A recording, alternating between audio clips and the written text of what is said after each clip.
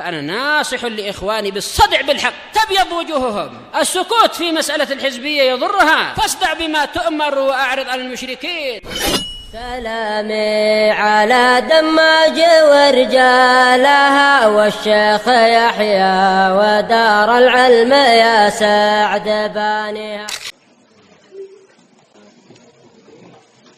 بسم الله الرحمن الرحيم. إن الحمد لله نحمده ونستعينه ونستغفره ونعوذ بالله من شرور أنفسنا وسيئات أعمالنا. من يهده الله فلا مضل له ومن يضلل فلا هادي له. أشهد أن لا إله إلا الله وحده لا شريك له وأشهد أن محمدا عبده ورسوله عليه الصلاة والسلام تسليما كثيرا مزيدا. أما بعد إخواني في الله وأخواتي في الله, akramani wa akramakumullah. Kita melanjutkan yang masih tersisa dari penyebutan dalil-dalil berupa kitab sunnah dan ijma' pada pembahasan penting kita hajrul mubtadi', memboikot ahlul bid'ah. Sebuah tulisan milik Syekh Bakar bin Abdullah Abu Zaid.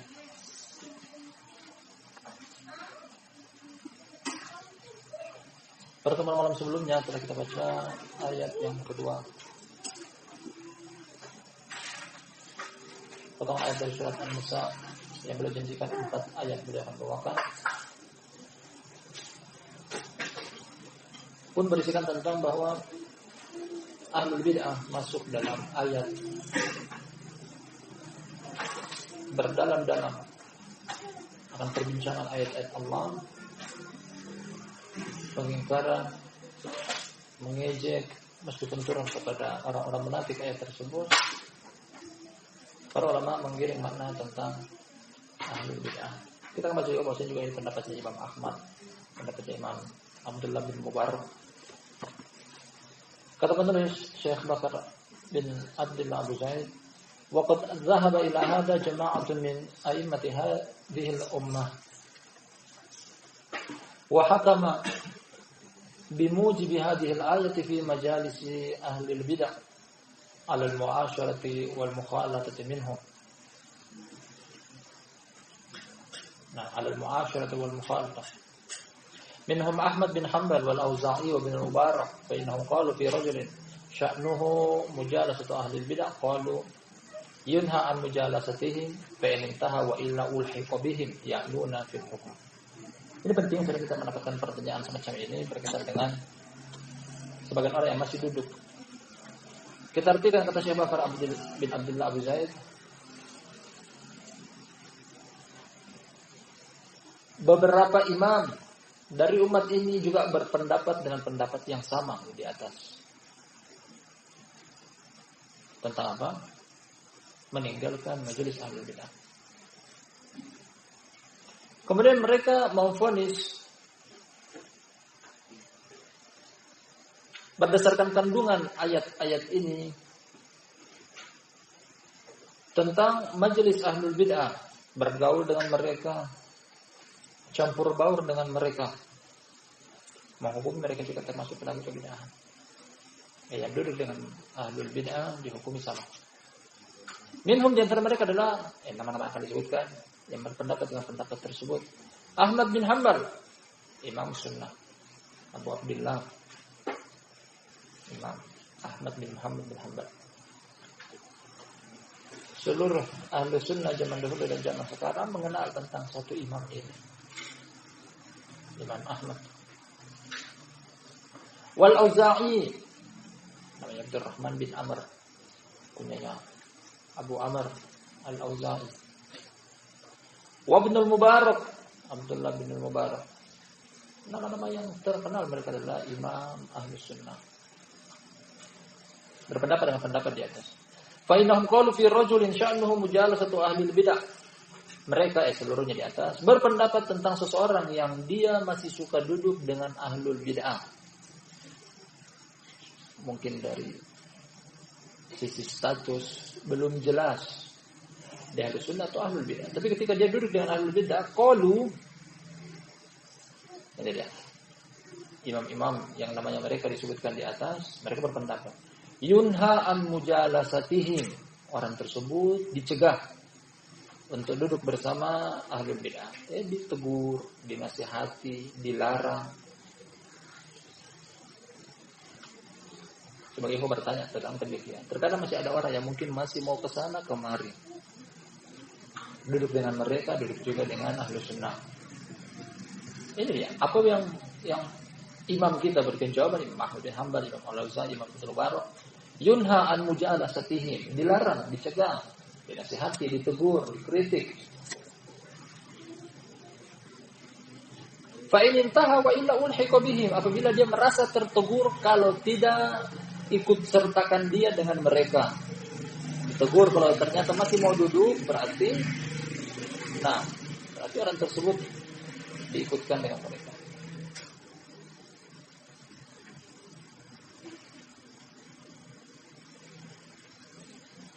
Ya'nuna fil hukum, diberikan vonis yang sama.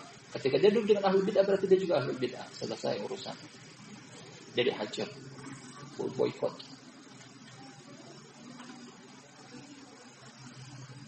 Bahkan Imam Ibnu Aun rahimahullah ta'ala menganggap dari perkataan beliau bahwasanya alladzina yujalisu ahlul bid'ah wa ashaddu alaina min ahlil bid'ah. Orang-orang yang duduk bersama ahlul bid'ah, tadi masih datang juga ke kita. Orang ini lebih bahaya daripada si pelaku kebid'ahan sendiri. Pelaku bid'ah nampak jelas karena kan antara kita dengan mereka ada tembok pembatas. Tapi orang yang terkadang datang ke sana, datang kemari, bisa jadi orang ini penyusup. Hanya menukil rahasia dari kita, bawa ke sana. Kemudian membuat barisan kita kotor. Makanya orang seperti ini lebih berbahaya. Ikut sertakan dengan mereka. Kalau dia duduk dengan ahli bid'ah, berarti dia ahli bid'ah.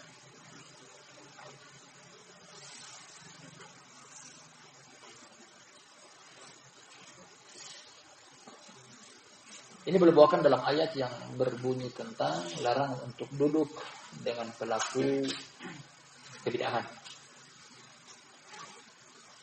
Kalau ternyata masih duduk bersama mereka, berarti innakum idzan mithluhum. Kalian sama dengan mereka. Penulis, semoga Allah merahmati beliau, Syekh Bakar bin Abdullah Abu Zaid, memahamkan kepada kita bahwasanya orang yang masih duduk dengan pelaku kebid'ahan, berikan kesempatan untuk ditegur. Ketika tidak tertegur, ikutkan dengan mereka. Kata beliau berikutnya, waqala Syaukani rahimahullahu ta'ala, berkata Imam Syaukani dalam kitab tafsirnya Fathul Qadir. Wa fi hadhihi al-ayati bi'tibari umumi lafdhiha alladhi huwa al-mu'tabaru duna khususi sabab dalilun ala ijtinabi kulli mawqifin yakhudu fihi ahluhu bima yufidu at-tanaqqus wal istihza'u lil adillati syar'iyyati kama yaqa'u katsiran min asra at-taqlid. Titik sampai di situ. Kata Imam Syaukani rahimahullah taala, pada ayat ini dengan kaidah usul tafsir. Nah, keumuman lafadznya bukan yang dilihat adalah pengkhususan sebabnya. Yang dimaksud adalah bahwasanya ayat ini turun kepada orang munafik. Secara sebab turun kepada orang munafik. Tapi keumuman kandungan ayat tersebut diterapkan juga kepada pelaku kebid'ahan. Nah, ini dia. Boleh bawakan terdapat dalil tentang menjauhkan diri dari setiap momen-momen yang para pelakunya pada di majelis tersebut, para pelaku dari majelis tersebut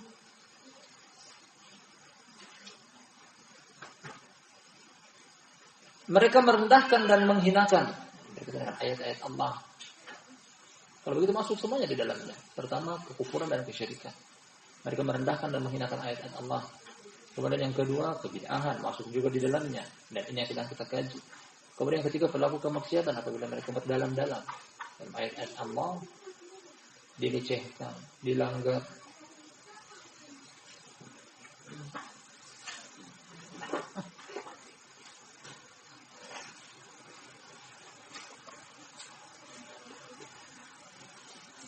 Sebagaimana yang terjadi pada para tawanan atau perbudakan taklid, perbudakan fanatik.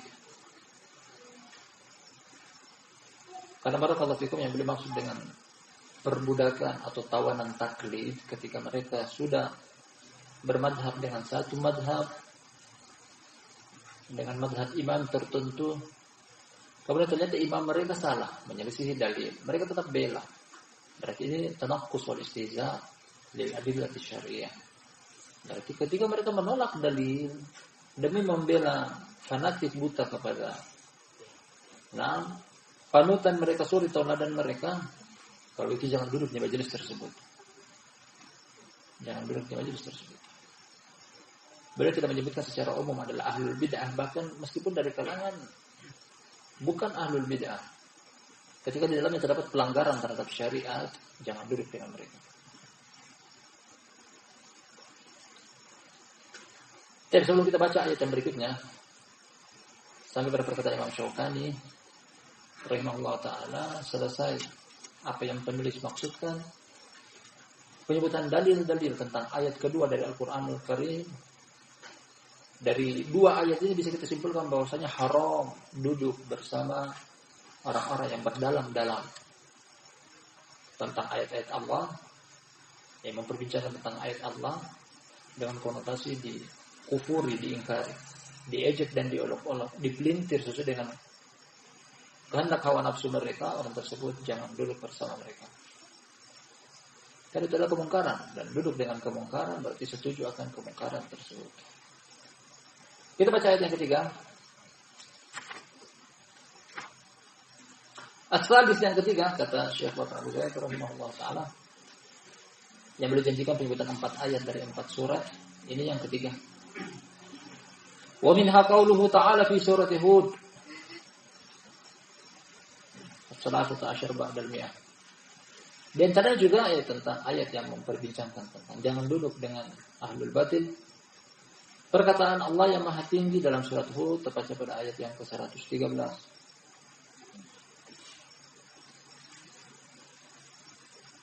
Kata Allah, wala tarkanu ilal ladzina dzalamu fatamassakumun nar wama lakum min dunillahi min awliya tsumma la tunsurun. Wala tarkanu, janganlah engkau condong kepada siapa? Ilal ladzina dzalamu, kepada orang-orang yang berbuat kedzaliman. Dalam sini umum ada namanya kedzaliman paling besar adalah kesyirikan dan kekufuran. Innasyirka ladzulmun adzim. Masuk dalamnya. Jangan condong kepada mereka. Termasuk kedzaliman juga adalah pelaku kebid'ahan. Kebid'ahan merupakan kedzaliman besar. Termasuk kedzaliman juga adalah maksiat, menzalimi entah orang lain ataupun diri sendiri. Jangan condong kepada mereka. Jangan kecondongan hati. Jangan simpati kepada mereka. Nanti kita sebutkan tentang fawaid susunan ayat yang penulis bawakan. Fatamassakumun nar, niscaya kalian akan tersentuh dengan api neraka. Wa ma lakum min dunillahi min awliya, dan kalian tidak memiliki pembela selain Allah. Tsumma la tunsurun, kemudian kalian tidak akan tertolong. Kalau kita cermati susunan ayat yang penulis bawakan, subhanallah, luar biasa bagusnya. Bukan menurut susunan Al-Quran, karena beliau mulai dengan Al-An'am, sedangkan Al-An'am jatuh setelah An-Nisa. An-Nisa malah beliau jadikan sebagai ayat yang kedua. Kemudian surat Hud ini beliau jadikan sebagai susunan ketiga. Kalau kita betul-betul tentang larangan untuk duduk bersama pelaku kebatilan dari susunan ayat yang beliau secara tertib yang indah. Pertama, untuk berpaling. Perhatikan, perintah untuk berpaling. Artinya datang saja jangan. Berpaling.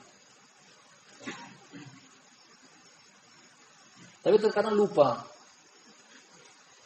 Makanya ayat ini beliau tepat jadikan sebagai ayat yang pertama.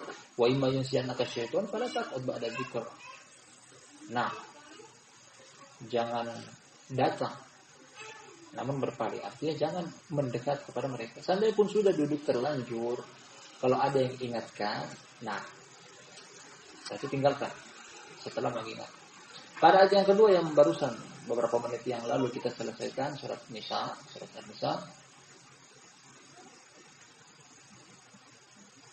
Di sini sang penulis anjurkan untuk tidak duduk selain berpaling dari mereka. Nah, juga jangan duduk bersama mereka. Kalau tidak, innakum idzam mislahum. Kalau tidak, kalian sama dengan mereka. Kemudian yang ketiga larangannya adalah meskipun tidak duduk, meskipun tidak datang kepada mereka, la tarkanu, jangan ada kecondongan hati, jangan ada simpati. Bahkan seandainya pun tidak datang, seandainya pun tidak duduk dengan mereka, namun ada simpati hati kepada pelaku kebid'ahan, kebatilan. Ayat ini jangan. Meskipun tidak datang. Karena kenapa? Ancamannya di sini. Fatamassakumun nar. Bisa jadi kita tidak datang, tapi masih ada menaruh harapan bahwasanya mereka ada kebaikan. Meskipun kita tahu tentang larangan untuk datang telah sabit, tidak datang. Tapi ternyata ada simpati dalam hati. Pun jangan, hal tersebut jangan. Karena ayat ini yang sudah mengatakan bahwasanya seandainya pun ada kecondongan hati, tetap akan terancam dengan neraka. Tetap terancam bahwasanya tidak ada pembela dari Allah kepada orang tersebut.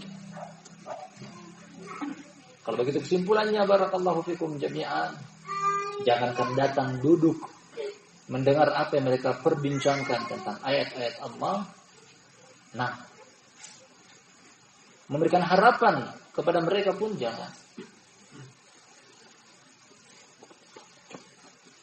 Kata penulis, penukilan dari para ulama tafsir, qala al-Qurtubi rahimahullahu taala, berkata Imam Qurtubi, dari 3 ayat beliau nukilkan dari Imam Qurtubi.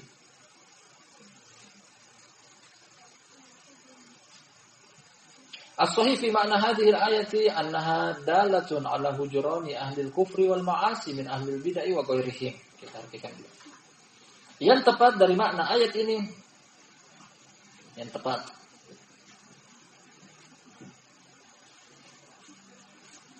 menunjukkan tentang memboikot pelaku kekufuran, kemaksiatan dan pelaku kekufuran dan kemaksiatan dari kalangan ahlul bid'ah dan selain mereka. Masuk di dalamnya semua kufur. Karena kedoliman, sebesar-besar kedoliman adalah kekufuran, kesyirikan. Kemudian termasuk kedoliman adalah bid'ah. Maksiat seluruhnya termasuk kedoliman, dan ayat ini umum. La tarkanu ilal ladzina dzalamu. Janganlah engkau condong kepada orang-orang. Jangan condong kepada orang-orang yang melakukan kezaliman. Masuk di dalamnya semuanya. Ini yang sang penulis Syekh Bakar Abi Zaid rahimahullah taala menyinggung bahwasanya terkadang kita membaca satu ayat bukan cuma sekedar yang tersurat, tapi juga yang tersirat. Kandungan makna ayat tersebut yang bisa jadi sekedar baca dari bentuk luarnya belum tentu, kecuali dengan melihat ilmu-ilmu penunjang tafsir Al-Quran yang lainnya. Seperti asbabun nuzul. Perhatikan ayat ini dari surat Hud. Surat Hud adalah Makkiyah. Hanya beberapa ayat di dalamnya. Itu pun terdapat perselisihan. Wa illa surat Hud, kalau tidak seluruhnya, kebanyakannya adalah Makkiyah. Makkiyah di dalamnya ada 2 jenis orang. Kalau bukan mukmin berarti kafir. Dan yang pertama kali tertera ketika kita membaca surat-surat Makkiyah yang dimaksud dengan kedzaliman adalah kekufuran dan kesyirikan. Di situ belum ada kemunafikan, di situ belum ada ahlul bid'ah. Tapi ulama tafsir menggiring makna ayat ini secara tersirat juga dimaksud di dalamnya adalah kedzaliman termasuk ahlul bid'ah yang jangan ada kecondongan hati kepada mereka. Kita lanjutkan. Fa inna suhbatuhum kufrun aw ma'siyatun, idis suhbatu la takunu illa an mawaddah. Nah, beliau akan hukum sosial di sini, kata beliau. Karena berteman dengan mereka termasuk kekufuran atau kemaksiatan. Berteman dengan pelaku kekufuran, diam akan kekufuran mereka adalah perbuatan kekufuran. Berteman dengan pelaku kemaksiatan, diam akan kemaksiatan mereka juga adalah termasuk kemaksiatan. Saudara kita melakukan maksiat kemudian kita diam, tidak ditegur, berarti ridho akan kemaksiatan tersebut. Karena kenapa? Idh suhbatul la takunu illa an mawaddah. Karena pergaulan tidaklah bersatu kecuali karena ada kecintaan. Ahlu sunnah dia cinta kepada ahlu sunnah, makanya dia bergaul dengan ahlu sunnah. Ketika orang mengaku ahlu sunnah, namun dia bergaul dengan ahlul bid'ah, pengakuan di lisannya, dusta. Maka Allah Subhanahu wa taala memvonis orang munafik di dalam Al-Qur'an dengan banyak tempat. Hum lil kufri yawma idzin aqrabu minhum lil iman. Logika tentang periode Makkiyah, di sana hanya ada 2 orang, kafir, mukmin. Periode Madaniyah yang dimulai dari titik awal hijrah Nabi sallallahu alaihi wasallam ada jenis orang yang ketiga. Yang kata Allah Subhanahu wa taala yatarabbasu bikumud dawair. Mereka belum begitu mengenal tentang Islam. Hati mereka baru keluar kepada kekufuran. Makanya mereka masuk Islam secara zahir, tapi batin mereka suka dengan kekufuran. Orang ini mau menempatkan diri di tengah-tengah. Makanya kemunafikan baru muncul pertama kali di kota Madinah adalah ketika perang Uhud. Ketika perang Uhud. Ketika awal-awal datang Nabi Shallallahu Alaihi Wasallam ke kota Madinah, pertama kali datang ada 2 jenis orang. Yang masuk ke agama Islam, sahabat Islam, yang tidak berarti musyrik, masih bertetangga dengan Nabi Shallallahu Alaihi Wasallam di kota Madinah, ada musyrik.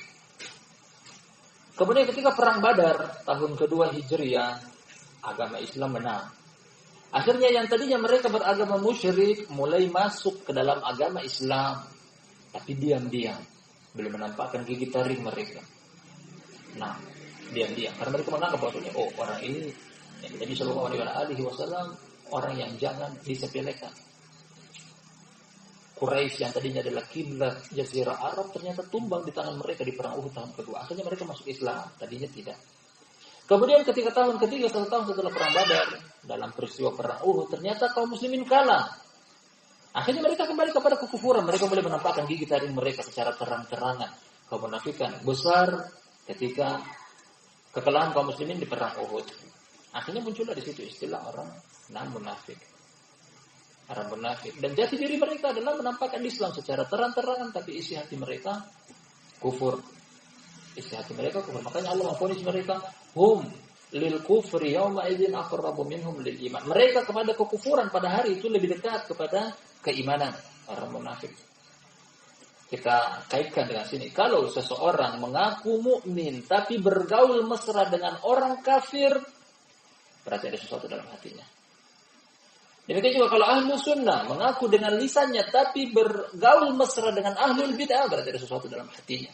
Mulutnya tidak sesuai dengan hatinya. Dan orang ini lebih berbahaya daripada ahlul bid'ah. Para ulama kita mengatakan bahwasanya orang yang masih kesana dan kemarin lebih berbahaya. Anda tahu sendiri bahwasanya ketika dibandingkan antara orang kafir dan orang munafik lebih berbahaya. Karena ternyata rahasia-rahasia kaum muslimin mereka nukil bawa ke orang kafir. Dan jangan pernah merasa aman ketika ada orang masih suka datang ke sana, suka kemari. Misalnya mereka ambil rahasia-rahasia. Ahlu sunnah bawa kepada mereka. Makanya orang seperti ini pantas untuk dihajar. Dianata bentuk agama. Agama bukan main-main. Manhaj bukan senda gurau. Kalau mau ke kiri, silakan ke kiri, jangan ke arah kanan. Kalau mau ke kanan, jangan ke kiri. Tidak ada manhaj tengah-tengah. Kata Allah Subhanahu wa taala, mudzabdzabina baina dzalika la ilaha illa wa la ilaha illa. Allah menyerang tentang orang munafik. Bahwasanya mereka bimbang, tidak ke muslim seutuhnya, tidak juga ke kafir seutuhnya. Ini munafik. Mudzabdzabin, bimbang. Macam orang yang bingung, tidak tahu mau kemana. Mau ke orang mukmin, nanti teman-teman mereka dari kufur menyalahkan mereka. Mau ke kafir, orang muslim akan menuduh mereka juga kafir. Mereka di tengah-tengah. Wa idza laqul ladina amanu qalu amanna wa idza khalu ila syayatinihim qalu inna ma'akum innama nahnu mustahzi'un. Ketika orang munafik datang kepada orang mukmin, mereka mengatakan kami bersama kalian. Namun ketika mereka kembali kepada syaitan mereka, orang munafik suka datang ke orang Yahudi atau ke orang musyrik. Inna ma'akum, sesungguhnya kami bersama kalian. Inna ma'nahnu mustahzi'un, hanya saja kami bercanda. mengejek. Kata beliau berikutnya, wa qad qala Hakim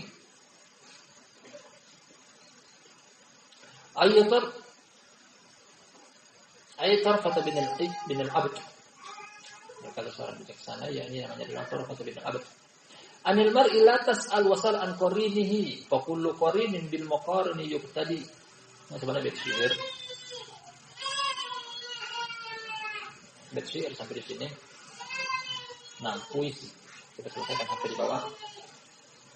Kata dia, seseorang jangan engkau bertanya tentang dia, karena mungkin sulit. Belum tentu dia mau menerangkan tentang jati dirinya. Anil mar'i la tas'al. Engkau bertanya tentang seorang, jangan tanya tentang dia. Belum tentu dia mau mengakui. Orang yang mukmin, dia nggak mau mengakui dia adalah mukmin karena bisa tergolong mensucikan diri. Orang kafir, dia nggak mau mengaku kafir. Jadi jangan tanya seseorang dari dia. Wasal an qarihi, namun tanya dari temannya. Lihat dari temannya. Faqulu qarinin bil muqarin, setiap orang akan berteman dengan orang yang serupa dia. Lihat kalau dia duduk dengan orang mukmin, berarti insyaallah dia pun orang mukmin. Tapi ketika dia duduk dengan orang kafir, kita ikutkan dia dengan mereka. Menanyakan seseorang jangan pernah langsung kepada dia. Dia enggak pernah ngomong. Nah, kalau dia orang mukmin, dia akan mengaku dia adalah orang mukmin. Karena mensucikan diri sendiri terlarang. Karena tuzakku anfusakum. Menanyakan tentang kebatilan juga mana mau yang namanya maling itu mengaku dia adalah maling. Tanya tentang temannya. Lihat dari temannya. Dia memiliki landasan hukum kata Nabi sallallahu alaihi wasallam. Al-mar'u 'ala dini khalilihi falyanzur ahadukum man yukhalil. Seseorang dinilai dari teman bergaulnya.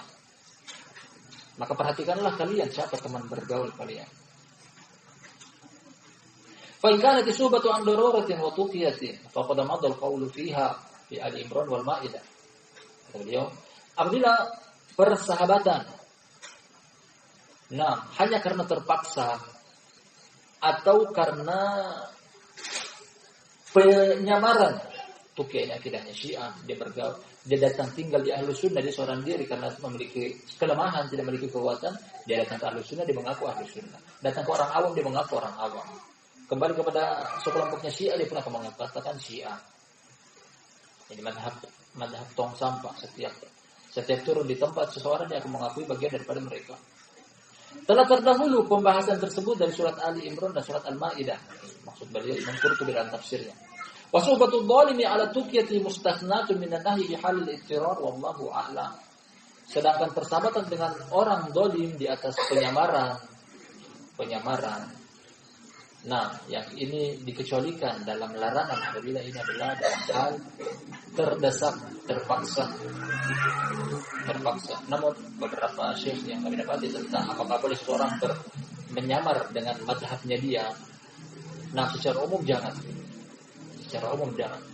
Ini antara hal yang dahulunya kami ingkari terhadap Naskartiyah, bahwasanya mereka ketika turun ke suatu tempat mereka menyamar. Ahlus Sunnah, Sunni Salafi kemudian mengenakan pakaian kufur, masuk ke gereja, bawa Injil, mengaku dia bagian dari kafir. Ini namanya kedustaan, menyembunyikan jati diri, apalagi sampai pada tingkatan kekufuran, sampai pada tingkatan kemaksiatan. Dia memakai pakaian-pakaian yang di atas, di bawah mata kaki muslim, bahkan masuk ke dalam gereja. Meskipun dalam hal berperang, tapi jangan melakukan kemaksiatan. Itu termasuk kemaksiatan. Sebagian masyarakat menganggap bahwasanya penyamaran manhaj, penyamaran akidah, itu bagian dari dia merupakan syariat dari manhajnya Syiah, yang tidak boleh untuk diamalkan. Wallahu ta'ala a'lam bishawab. Saya kira demikian telah kita selesaikan ayat yang ketiga, masih dari satu ayat lain. Ayat keempat, insya Allah kita akan lanjut pada kali berikutnya. Barakallahu fikum jami'an. Kita tutup subhanallah wa bihamdihi. Asyhadu an la ilaha illa anta astaghfiruka wa atubu ilaik.